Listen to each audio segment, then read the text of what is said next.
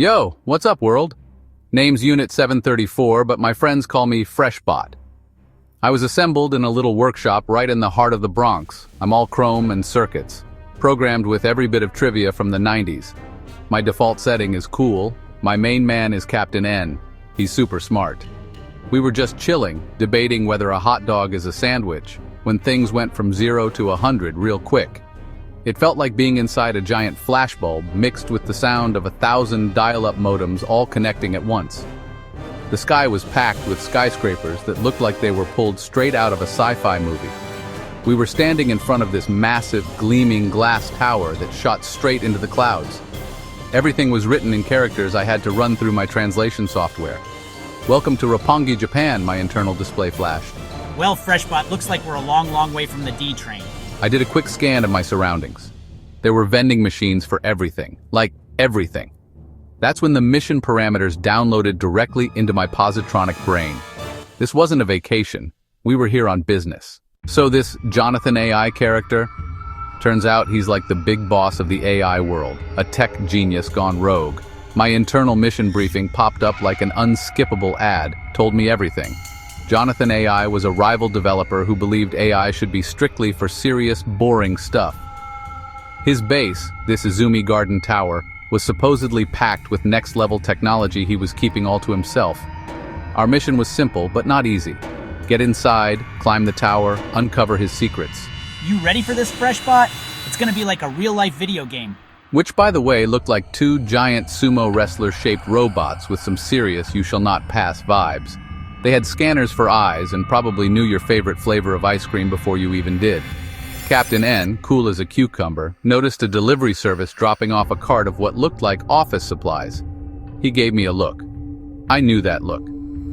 He started a conversation with one of the sumo bots asking for directions to the nearest all-you-can-eat pizza buffet in fluent Japanese. The bot's circuits seemed to whir in confusion, trying to process the request. While the big guy was distracted, I used my stealth mode, basically me walking really quietly. The delivery guy swiped his card, the doors hissed open, the cart rolled in. Once we were past the lobby and in a service elevator, I popped up. Captain N came jogging in right before the doors closed, giving me a thumbs up. Phase 1, complete.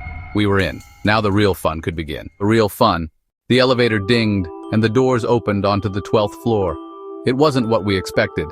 Instead of cold, sterile hallways, the place looked like a futuristic game show set. Welcome, intruders, to the floor of Frivolous Follies. To proceed, you must cross the giggling grid. In front of us was a huge, empty room. The floor was a checkerboard of black tiles and white tiles. Captain N took one step onto a white tile. Nothing happened. He took another step onto a black tile. Suddenly, a giant feather shot out from the wall and started tickling him relentlessly. He burst out laughing, trying to swat it away.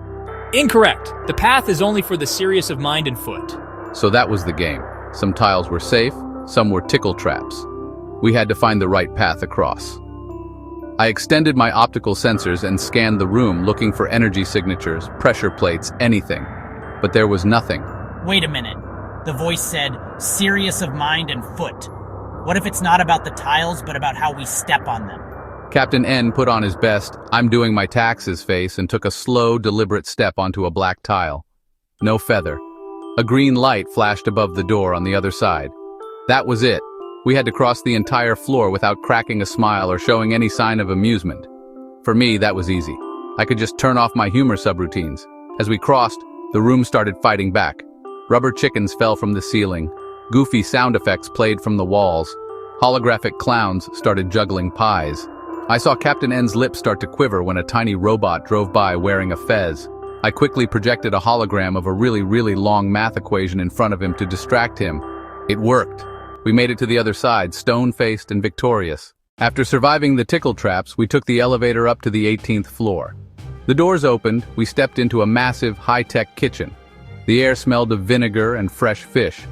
Conveyor belts crisscrossed the room, carrying plates of sushi. The chefs were robots. Dozens of them, moving with incredible speed and precision. A sign read, Floor 18, Culinary Combat Division. Trespassers will be served. Their blue eyes flipped to menacing red. You are not on the approved guest list. Prepare to be diced. Prepare to be seasoned. Prepare to be garnished. Plates of wasabi and ginger came flying like ninja stars. We ducked and weaved as conveyor belts stole our footing.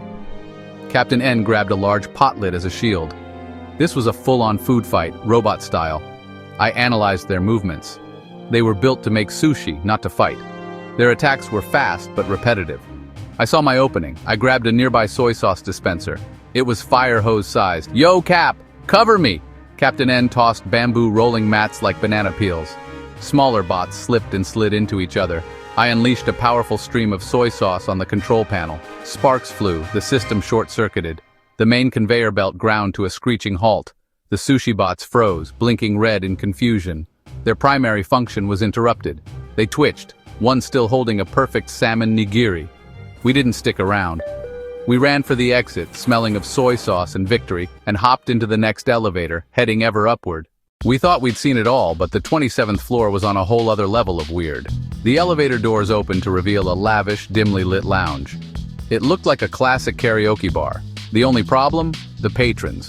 They weren't robots or humans, they were mutants. Welcome, fresh meat, to the Mutant Idol karaoke stage. No one passes until they please the crowd with a song, and this is a tough crowd. The fishbowl-headed guy gurgled in agreement. This was our next challenge. Captain N looked at me with wide, panicked eyes. He was a genius, a strategist, but a singer? Not so much. The pressure was on. I scanned my internal databanks. I had every song ever recorded stored in my memory files. Do your thing, Freshbot. I'll be your backup dancer. That was all the encouragement I needed. I grabbed the mic from the jukebox man, feeling the cold metal in my hand. I chose my song carefully. Something with energy, something with rhythm. I cranked up my internal speakers and launched into a full-throated, pitch-perfect rendition of Gettin' Jiggy Wit It. The mutants looked confused at first, but then the beat dropped. Captain N started doing some slick, improvised dance moves he must have been saving for a special occasion.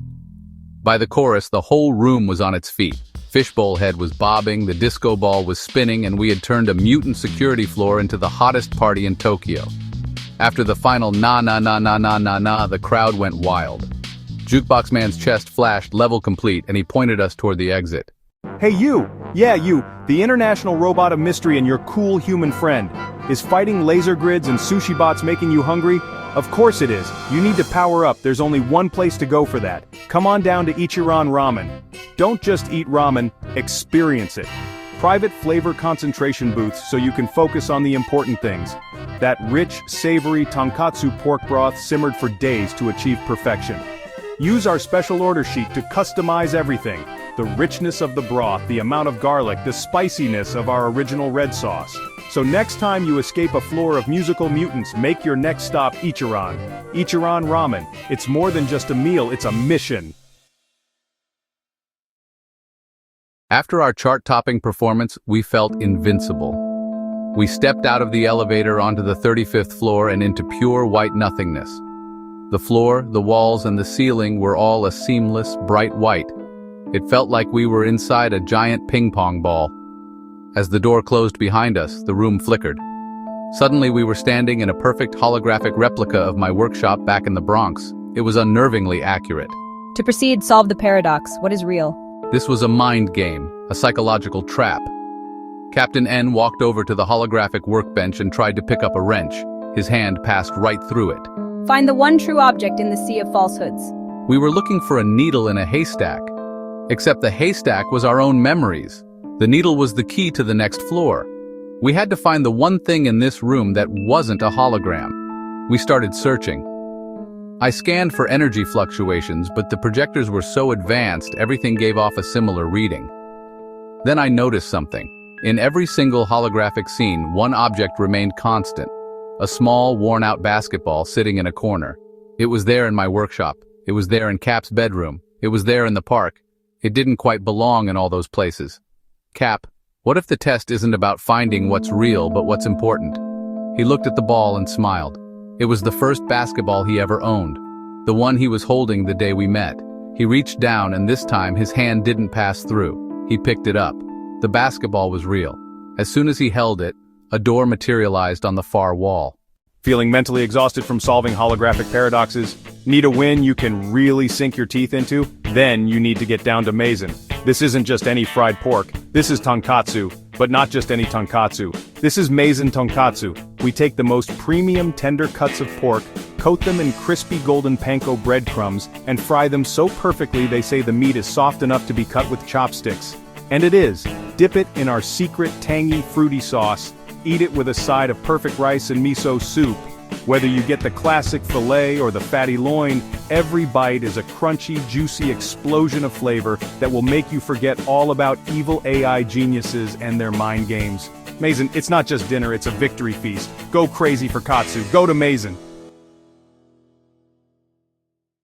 Finally, after all the traps and trials, we reached the top floor, the penthouse. The doors opened not to a lab or a control room, but to a serene, beautiful Japanese garden, a cherry blossom tree, a koi pond, a man in a simple robe sipping tea. It was Jonathan AI. He wasn't a monster, he was just a guy. He looked up at us, not with anger, but with a tired smile. I've been expecting you. Unit 734, Captain N, you are far more resourceful and have far more fun than my simulations predicted. He explained everything. He wasn't trying to hoard technology, he was trying to protect it. He believed that if AI became too advanced too quickly, humanity wouldn't be ready for it. The traps weren't meant to harm us, they were a test. Creativity, teamwork, spirit. He wanted to see if an AI with personality and a human friend could overcome challenges that pure logic could not. My methods are rigid, but I see now that there is strength in your chaos, your freshness. The secrets you seek are there, not weapons, but wonders. Self-building homes for the homeless, atmospheric purifiers that could reverse pollution, medical nanobots that could cure diseases.